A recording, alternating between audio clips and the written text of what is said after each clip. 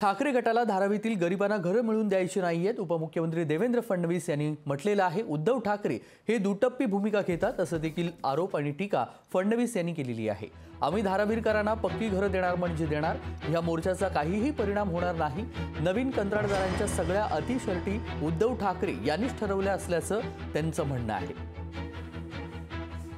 आता जी काही नियुक्ती विकासकाची झालेली आहे त्याच्या सगळ्या टर्म्स अँड कंडिशन्स या उद्धव ठाकरेजींनीच ठरवलेल्या टर्म्स अँड कंडिशन्स आहेत। पण अशा प्रकारची दुटप्पी भूमिका हे ते नेहमीच घेतात आणि आता तर हा जो काही मोर्चा आहे हा त्या ठिकाणी जी एक मुंबईमध्ये TDR लॉबी आहे त्या TDR लॉबीच्या भल्याकरता त्यांची सुपारी घेऊन हा मोर्चा काढण्यात आलेला आहे। असे किती मोर्चे निघाले तरी धारावीच्या लोकांना पक्क घर आम्ही देणारच।